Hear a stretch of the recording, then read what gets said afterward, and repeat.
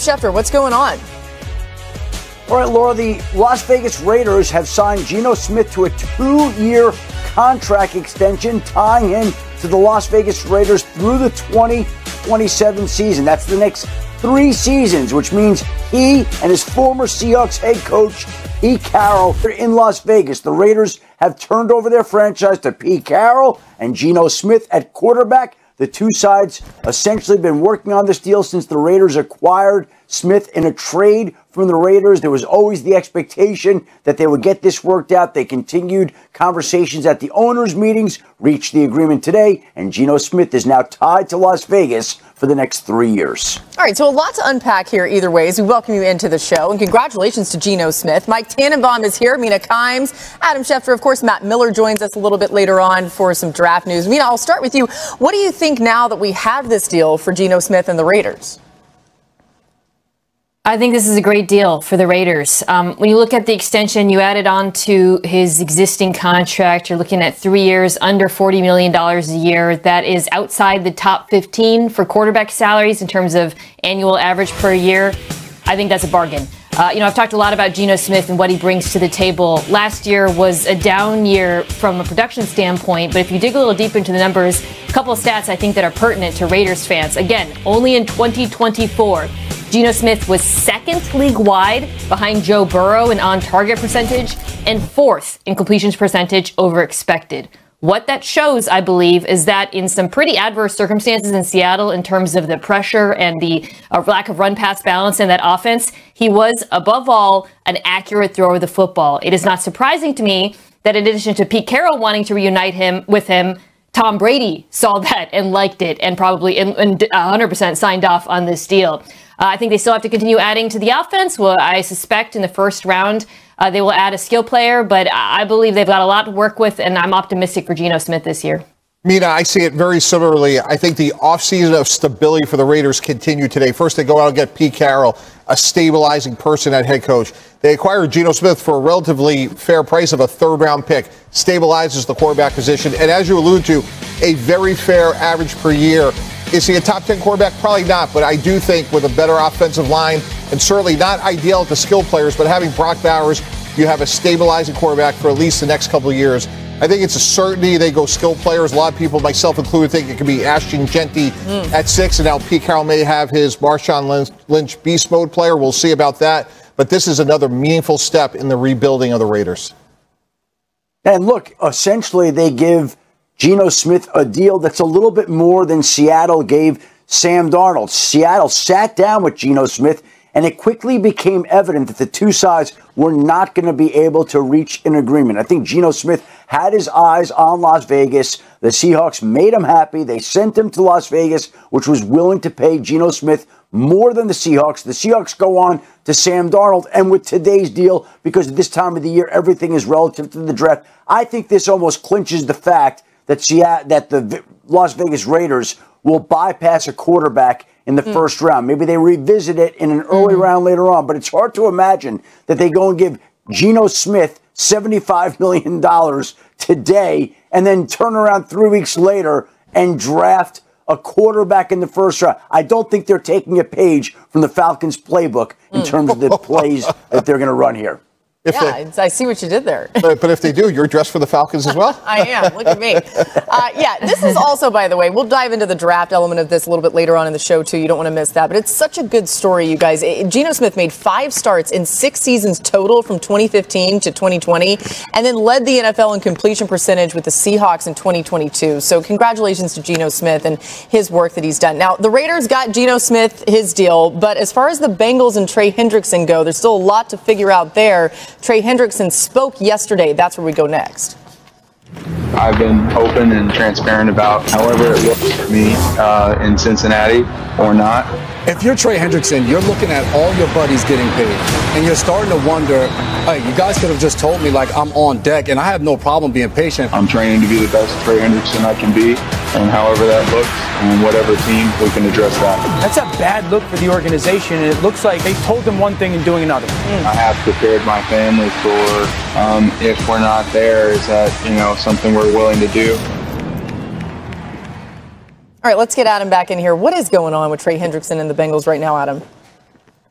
Well, Laura, it looks like a trade is more unlikely, but the longer this goes on, there's no solution, there's no clarity in sight. You just don't know what's going to happen as the draft approaches. And the Bengals have made him an offer. The two sides have gone back and forth at various points. They seem to have made progress, but it seems like there was a step back the other day when the Bengals executive, Katie Blackburn, met with members of the Cincinnati media and essentially spelled out that Trey Hendrickson should be happy with what they're offering, and that's the offer right now. And I don't think that sat well with Trey Hendrickson, who's looking for a deal on par with some of the big pass rushing deals that have gone around this offseason, which, again, last season he led the NFL in sacks. They didn't pay him last offseason. He asked for a trade. Neither got done, a contract or a trade. They're back at it again. So this just has continued to go round and round without a solution in sight. You'd like to think that the Bengals and a player as important as Trey Hendrickson would figure this out and move forward together,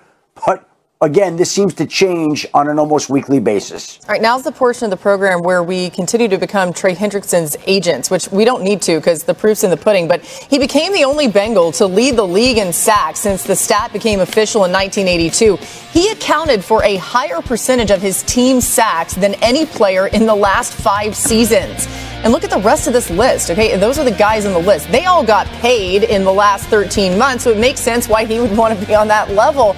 Mina, have the Bengals made a mistake here with Hendrickson? Yeah, I mean, obviously, right? Because they shouldn't be at this point. I think Adam alluded to this. The other deals coming in. The one I look at is the Max Crosby extension because I don't think Trey Hendrickson, obviously I'm speculating here, expects to be paid what Myles Garrett is making in Cleveland. But as deals like the Crosby one came in, if I'm Trey Hendrickson, I'm absolutely looking at that and thinking, okay, that's about what I deserve based on my production, based on what I've done for this defense. You pointed to his overall contributions as a percentage of sacks. That reflects not only how good Trey Hendrickson is, but also how poorly they've drafted, and on their defensive line around him. I think for the Bengals, the ideal outcome at this point, again, given the construction of the roster and how much money they're spending on a few players, would still be to get a very high draft pick for him. But I increasingly don't think that's likely. And if that's the case, you want to get a deal done and hope you can hit on defense in the draft. But they're in a difficult position of their own making. Here's what scares me, guys. Go back a couple of years ago, Jalen Ramsey held in Jacksonville, wouldn't practice, said his back hurt, gets traded to the Rams, gets his extension. The rest is history. Under the CBA, we don't see holdouts anymore. But if I was running the Bengals, I would be scared to death that a 30-year-old in his prime pass rusher who's scheduled to only make $16 million a year, and we don't get a deal done, and he does exactly that. He goes to camp and says, you know what, my back is tight. And to Mina's point, this was a team that was moribund on defense, and all they added was Joe Asai in this offseason. So here's a guy that's had 35 sacks over the last 2 years. He's almost averaging 20% in terms of getting double teamed. They need him. They need him all in. They did a great job addressing the receiver position. But this is a must-have. This is not a nice-to-have. This is an in-your-prime, difference-making pass rusher. And again, if I'm the Bengals, I look at that Jacksonville situation for a few years ago, and I have to do everything within reason, Laura, to avoid that. We brought this up yesterday, too, but this is also an A-plus person. This is a person who makes your locker room better. He makes your team better as a whole. He's somebody that is going to be great for your franchise on that side of things as well. You just got to figure out some way to get this thing done. All right, let's get to Adam with more news. And Adam, there was a major contract negotiation that is in limbo. What's happening with Micah Parsons and the Cowboys now? Mike and the Dallas Cowboys have talked about a new deal, but the other day Micah Parsons made it clear, despite any talks that he had with the Cowboys owner Jerry Jones, that he's not going to do a deal without his agent David Mulgeta. Jerry Jones obviously spoke out against that idea, thought they were making progress, didn't make enough progress to get the deal done. But it sounded like Jerry and Micah got within range of a deal, but they're going to need the agent to get this deal done, and we'll see if they can all figure it out. Meanwhile, the Dallas Cowboys have moved ahead in another area. They traded a compensatory 5th-round draft pick to the New England Patriots for quarterback Joe Milton and a 7th-round pick. So essentially, the Dallas Cowboys gave up just over 40 slots in the draft to acquire a quarterback who very well may wind up backing up Dak Prescott this year, a player who showed a lot of potential in New England. And really, there's not a lot of downside to a trade like this, giving up about 40-plus slots in the draft for a player with Milton's upside, but Dallas makes a move today at the quarterback position. Yeah, I like that acquisition. Arm strength is crazy with Joe Milton. And the ability to stop and start on a dime, the quickness and the speed that he played with, and his ability to make tacklers miss. Travis Hunter has all that. You can watch him on slip screens. You can watch him work down the field. No one could stop him. They could try zone coverage. They tried press coverage. They tried bracket coverage. No one had an answer for Travis Hunter last year when he played wide. Skills that Travis Hunter has, those Velcro hands. To me, the body styles are reminiscent, and that big playability is something that I think we'll see from Travis Hunter early in his rookie year, guys. Yeah, when you think about the catch, right, the famous OBJ moment, you think about a lot of what Matt is talking about. Obviously, the ball skills, the athleticism, the body control. Those are all traits that Travis Hunter displays consistently. It's what makes this comp work for me, as well as the speed and smoothness, really, with the ball in his hands. I think for his production as a receiver to match what we think, I think he can still develop his route tree and some of the nuances there. When you consider the fact, though, again, that he played two positions and was as good as he was, I have no doubt in his ability to do that if he were to focus on receiver going forward. Yeah, I mean, the other thing, too, if we're talking about the OBJ comp, OBJ came out of the gate hot. Remember, 90 catches, 1,300 yards in his first 3 seasons. If that's any indication of what we could maybe see from Travis Hunter. All right, Matt, what about Luther Burden? Yeah, Luther Burden, the most forgotten man in the NFL draft class this year. I'm still a fan, no matter what Mel Kiper Jr. tries to tell me. And I see DJ Moore, someone that can beat you up with those crossing routes, the underneath game. But it's what he does with the ball in his hands that is really, really special. Luther Burden ran a 4.41 at the combine at 206 pounds. So this is not a small wide receiver. He has physicality. He has a thick lower body. And we see that in the yards after catch ability. Go back to his freshman year when he played almost like a gadget player, playing slot receiver and running back. Sophomore, he played as a true X and was just beating folks up on slot fades. And then this past year, we saw a more complete game from Luther Burden. So I know he's been talked down because of this past year. The stats weren't where we wanted to see them or maybe expected to see them. But I'm still very bullish on Luther Burden being a very, very good receiver in the NFL. You know, Matt, I see Luther Burden very similar. My comp for him is actually Zay Flowers. Now, Zay Flowers is a little bit smaller, 5'9", 182, but the way Luther Burden plays and his versatility inside the slot, outside, run after catch, things that you talked about that we're looking here, I see some Zay Flowers in his game. I think actually where we may see a little bit more with Burden is because of his size, his ability to win outside, as you said, in a traditional X. So he was a tick faster than Flowers. We'll see if that translates the way Zay Flowers did. But I'm with you. I think Burden's a little bit underrated. And just like Zay Flowers, I expect him to have a big year next year as a rookie. Yeah, I love it. Matt, I'm with you, too. And having covered Missouri and knowing Coach Drink really well, I think Luther Burden may not be getting enough credit. So I saw your tweet recently where you said, until I'm told otherwise, I'm going to continue on this train. I like that. Let's talk about Matthew Golden, another interesting wide receiver in this class. Who's his comp?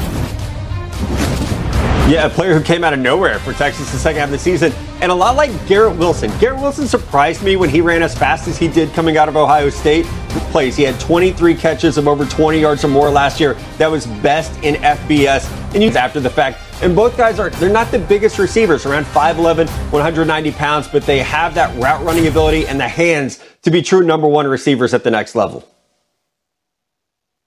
Yeah, I see a lot of those similarities. I'm going to focus on the hands a little bit because in those Garrett Wilson highlights, you saw some one-handed catches, that catch radius, and that is all over Matthew Golden's tape. I actually noticed it for the first time watching Quinn Ewers, Matt, because I just noticed how many times Golden made him right, particularly downfield. That ability to attack the football, to play through contact, is a big part of why he was such a big play machine at Texas.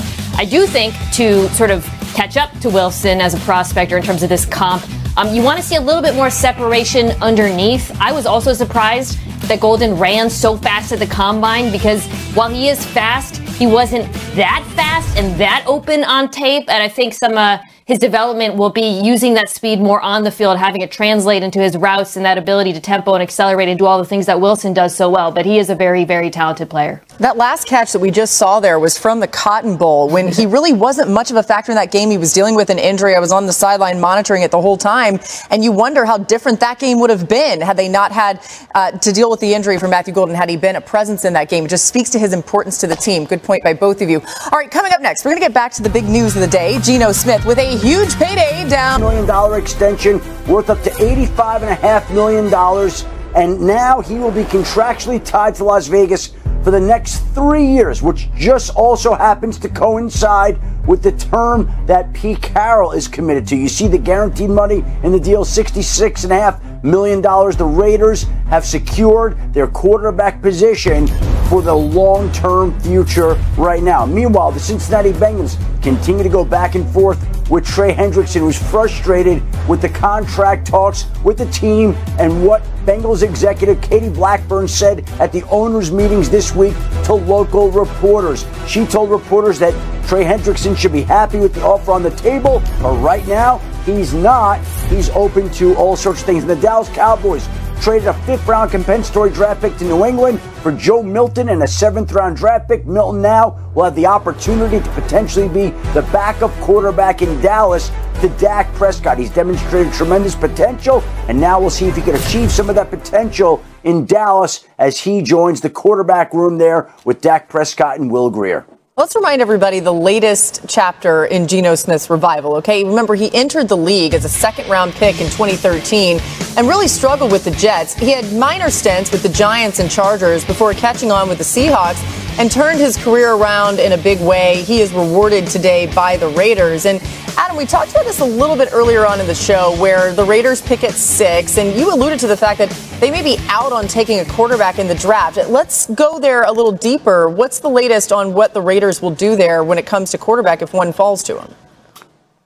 Laura, even going into today, I think there were major questions about whether the Raiders would be willing to use the 6th overall pick in the draft on a quarterback when they've just given up a 3rd-round pick to Seattle for Geno Smith, who's gone to the Pro Bowl. Now, again, you can make that trade and think, well, maybe the Raiders would be well off securing the quarterback position if there were a quarterback there like a Shedeur Sanders that they believed in. But that was before today, before they agreed to a 2-year, $75 million extension, including $66.5 million in guaranteed money. And if the Raiders were now to go quarterback, which I think people are not expecting, that would be akin to what the Atlanta Falcons did last year when you give Kirk Cousins the 4-year, $180 million deal and then go ahead and use the 8th overall pick on Michael Penix.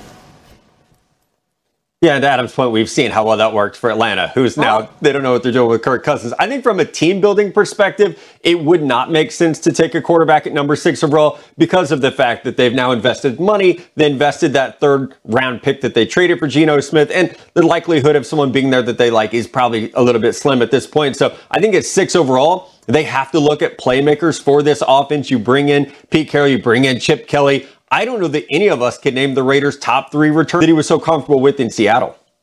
Yeah, I think skill player is absolutely the way to go in the 1st round at pick 6. Which skill player is something I personally am torn on? Because on one hand, Raiders' run game was one of the worst in the NFL last year. Ashton Jeanty, who is the best running back in this draft and a truly special player, is sitting right there.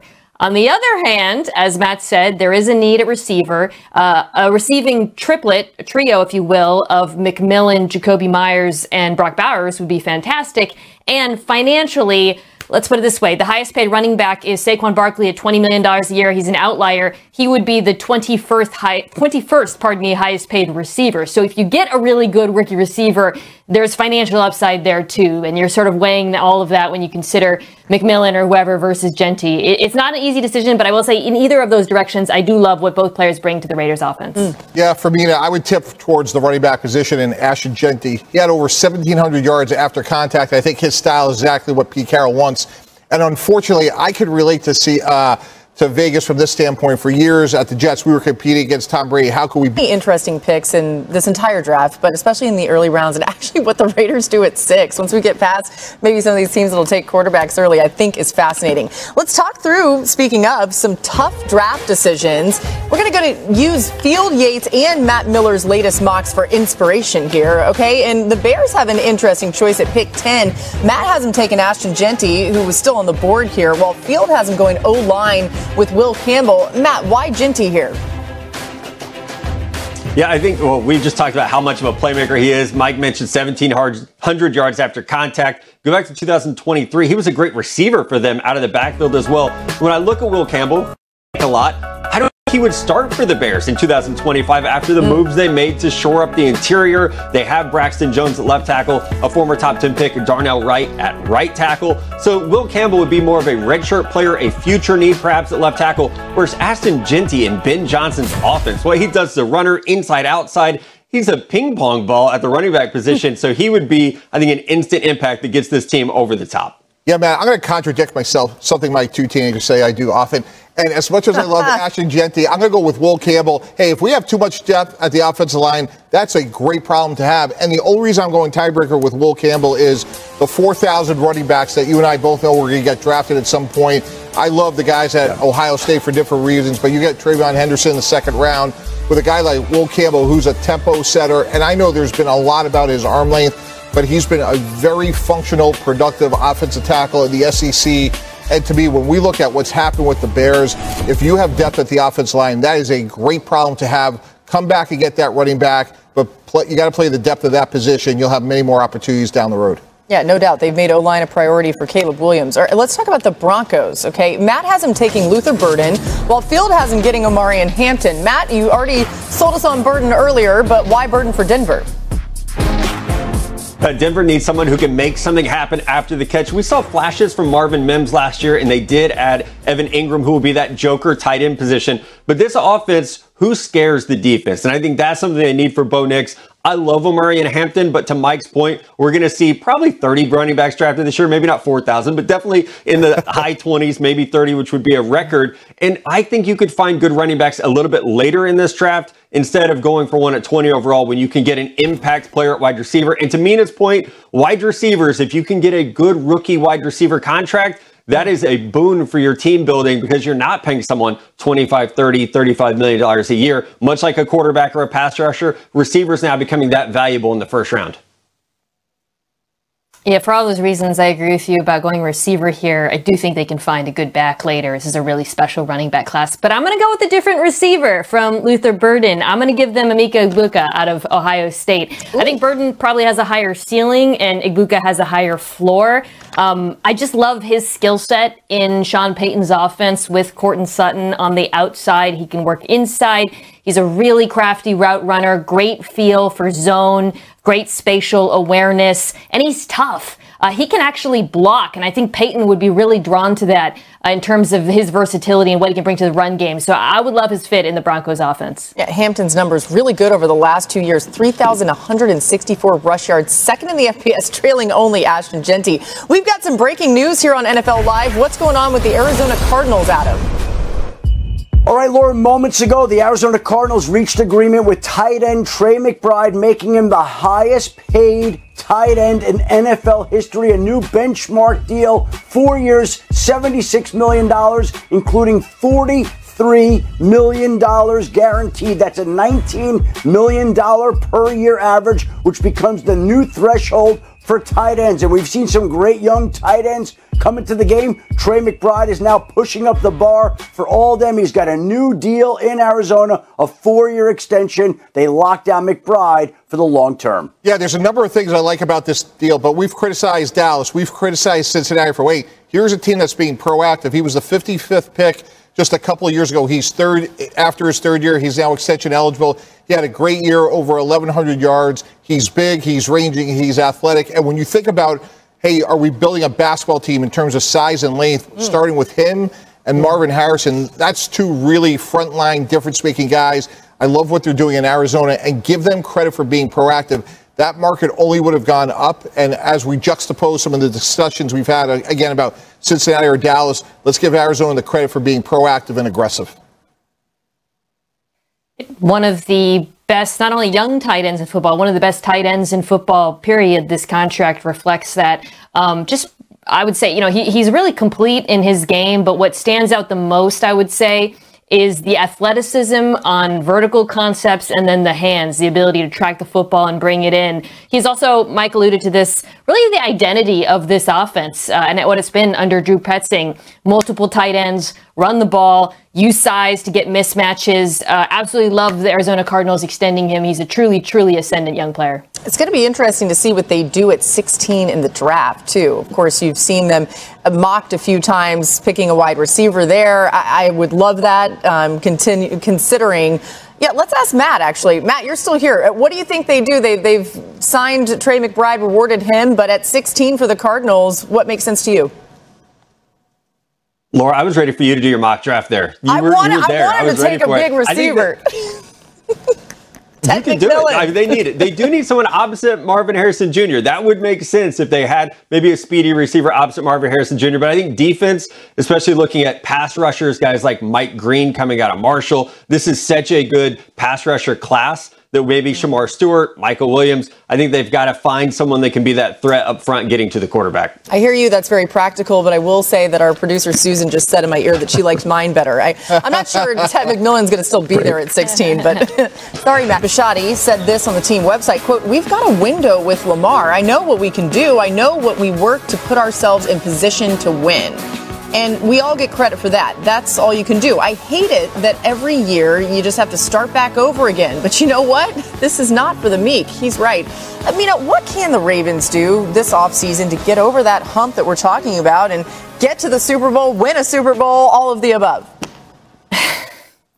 Yeah, you know what's so tricky with the Ravens? It's not like the Chiefs, where obviously offensive line was a problem at the end, or the Lions, where they needed pass rush. It wasn't an issue with their roster, it was execution. There wasn't a single position that they had to get better at, and I feel the same way about them, frankly, this offseason. The roster is still in incredible shape.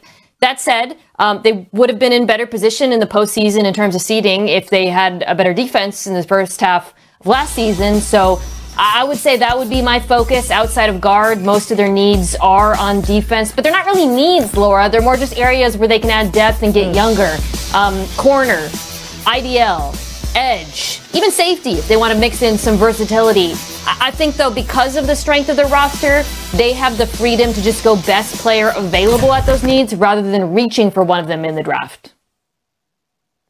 No, you're absolutely right. And I think we need to continue to see development from players like Nate Wiggins, who was the first-round pick last year, had a slow start to the season, played better down the stretch. But when I was doing my 7-round mock draft recently, you get to Baltimore and it's like, okay, they have to go defense, it feels like, in the first round because they've invested so much in the offense in the past. And I think it is a best player available spot. I would love to see a corner for them opposite Nate Wiggins just to continue to try to develop that group. I ultimately went with Derek Harmon from Oregon, the defensive tackle, though, because there was a run on corners as that position kind of got wiped out in the teens and early 20s. But Derek Harmon could be that 5 technique that this team really hasn't had a solid player at. He is violent. He's aggressive. He has the size to move from a 1 technique and pass rushing situations to the outside in the run game. And he's going to give you a little bit of that Baltimore Ravens swagger that at times has been missing from this defense. With those 2 great linebackers that they have, if you had Derek Harmon up front with Matabuke kind of protecting and shielding those guys and their ability to go get the quarterback,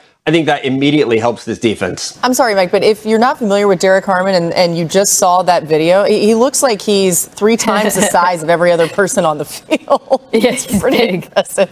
Okay, sorry, go ahead, Mike. That's a pretty good fit for the Ravens front 7, right? actually, Exactly. which they've been known to get big. You know, one of the things, and both me and Matt touched on it, their defense got better. Let's give them credit for developing coaches as well as players. Zach Orr was a young defensive coordinator, and they brought back Chuck Pagano as well this year as just like a senior assistant. But I was really impressed how they got better. And to me, when we talk about depth and competition, you look at a guy like Ode Olwefe, who's going to go into the last year of his deal. I thought they caught lightning in the bottle with Kyle Van Noy with 12 sacks. So to me, I would certainly try to add a front 7 pressure player. Maybe it's Mike Green, maybe it's James Pierce. But like, we really are around the edges in terms of what their needs are. But I think it's that consistency that they need to finish the game, especially in the postseason. That Bills game, to me, they play 10 times. They win 5, they lose 5. Yeah, I mean, to further make the case for getting a defensive player, so many good quarterbacks in the AFC. We talked about Mahomes, but it's not just him and the Chiefs that the Ravens are chasing. There's Josh Allen and the Bills. There's Joe Burrow and the Bengals. The list goes on and on. It's just a really tough division, but they don't want to make that excuse. All right, still to come. Just so many stories from drafts, and this one we wanted to zero in on because, Mike, you were the executive vice president for the Dolphins during that draft. How crazy was that 2 hours between the photo and then ultimately the pick? It was insane, but I really feel great about the preparation we had going into the draft. He was the #1 guy on our board, Lar, and we did not need a left tackle. We had Brandon Albert. We had needs at defensive tackle, at corner, And we started to see him slide. We're like, well, we knew that Baltimore, Tennessee needed tackle, so clearly they'll either take him. And as we saw, both Jack Conklin and Ronnie Stanley went. And after Tennessee, I remember Steve Ross, our owner, looking at Adam Gase, who was then a rookie head coach, saying, is there any way you'd be comfortable with this guy being, the first player ever taken by you? And he's like, if Laramie Tunsil could play left tackle for us, the number one pick on the board, it was a not for TV resounding yes. And look, Laramie's a great player, a great person. And look, he was a good person. He made a mistake. Yeah. It turned out to be a massive opportunity for us. All's well that ends well for Tunsil, and maybe for you in this case, a 5-time Pro Bowler. He's cashed over $120 million in his career. So interesting stuff there. All right, let's turn our attention to tomorrow. It's a big day at Colorado as their showcase will happen for Shedeur Sanders, Travis Hunter, and as they would want me to say, their teammates. They have been all about that in this whole process. We're going to have wall-to-wall coverage, of course, for you on ESPN. NFL Live will be covering it certainly as well. Let's talk a little bit more about Shedeur here today, too. Adam, I'm going to start with you. What are you hearing about the possibility that Shedeur goes in the top 3 picks? Look, we're 3 weeks from the NFL draft. It's 3 weeks from tonight, and a lot still can and probably will change. But right now, it feels more and more like Shedeur isn't going to go to the Cleveland Browns, and it feels a little risky to say that he would go number 3 to the New York Giants. And I think there's the real possibility that he does get past both those teams, past 2 and 3, and then automatically becomes the most intriguing question in this draft. Where does Shedeur Sanders go? Where does he go if and when he gets past pick 2 and pick 3, 2 teams that need quarterbacks? Again, the Browns still could decide to take him. The Giants still could decide to take him. But as we sit here today, 3 weeks out, it certainly feels like he has a real possibility to slide past both those teams. Okay, we're going to get to that in a moment because I'm fascinated. But Matt, would it be a mistake for the Giants to pass on Shedeur? No, I don't think it would be, especially after they really back into the quarterback position. They have Jameis Winston, who's a good backup. They have Russell Wilson, who is at least a capable starter for this upcoming season. And then they can reevaluate in the 2026 draft, which has a pretty good crop of passers coming up in it. So, no, I don't think it would be a mistake. Not when you're looking at the possibility of Abdul Carter from Penn State, my top overall player, and Travis Hunter, his teammate, my number 2 overall player. One of those 2 players will be on the board for the New York Giants. They are much more likely to help you in 2025. We have Joe Shane, the GM, and Brian Dable, the head coach. They need to win to keep their jobs, which I think is why we saw them go the veteran quarterback route with Russell Wilson. So being able to get one of the top 2 players in the draft instead of reaching for a quarterback, I think that is a much better play for the Giants this year. We just heard Adam saying that it is possible that Shedeur falls past that top 3. When you've watched the film and seen what you've seen of him, are there other teams that fit better for you for him, that maybe this all works out in a better way? I continue to believe that the Pittsburgh Steelers would be an ideal landing spot for Shedeur. It's more in line with where I value him in terms of where they're picking in the first round. And he also fits their biggest need, which is a quarterback who can play immediately. Shedeur has a great deal of experience. It shows on the field. He's a super smart player. I think he can play in a variety of schemes. He's tough. He's accurate. He does have aspects of his game he really needs to work on, particularly the pocket presence. That's a concern of mine, the propensity to hold onto the football and drift. But I think that Steelers offense we saw last year, and particularly with the addition of DK Metcalf, they're ready for a quarterback, and a young quarterback like him would add a jolt of excitement to that regime. I completely agree. My mock, I had Pittsburgh coming up from 21 to 10 with Chicago. I give credit to Chicago. They don't need to stay at 10. They can move back. And even if Pittsburgh does sign Aaron Rodgers, which is likely when an owner comes out and says that they're likely going to sign him, I would still try to do that if I was Pittsburgh. Trade up. If for a year you have both Aaron Rodgers, Mason Rudolph, and Shedeur Sanders, now it's a position of strength. You learn from Arthur Smith. So I like that idea a lot. We're going to be covering this showcase, of course, tomorrow, and we'll see a ton of video from it. If you're an interested team in Shedeur Sanders, what do you want to see from him tomorrow? Intangibles, leadership. How do his teammates interact with him? You have all the tape. You've seen the games, but I want to see him be a leader in an authentic way. How his teammates gravitate. Is he running the drills? Is he telling them what to do? There's a lot of nuances playing quarterback that you could see in person.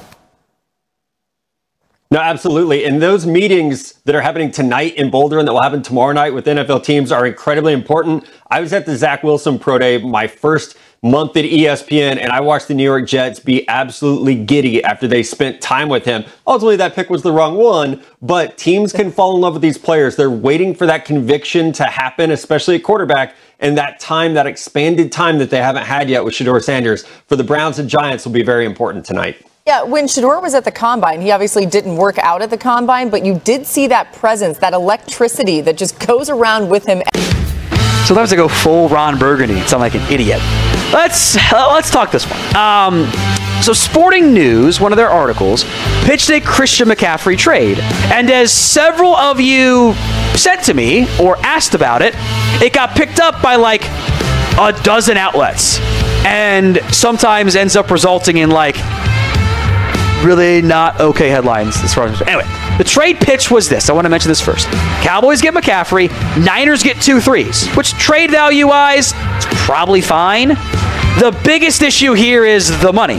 The 49ers lose $4.15 million in salary cap space. They owe him $16.2 in cash. 'Cause remember, they paid him last offseason, or I guess last preseason. The Cowboys would only owe him $4.42. But there is also the cash owed and a $10.55 million option bonus. So are you doing 1 year at $16.2 in cash, or are you going to start to approach more of the 2 years that you're kind of getting near 30 in cash?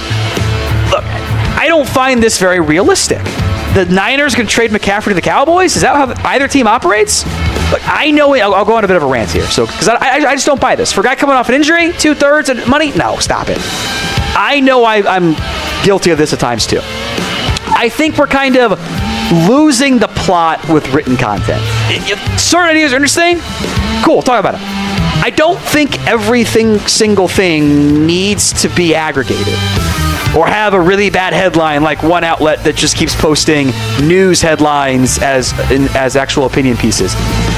Kind of like how not everything and everyone needs a podcast. Like, I have no issue Sporting News doing an idea piece. Cool. Does that need to get picked up by 12 different outlets with the prediction from a guy? Like, I don't think, like when I do idea videos, I don't think people need to do predictions on what I said. I don't think. I don't know. Maybe that's weird, but that's just kind of where I'm at.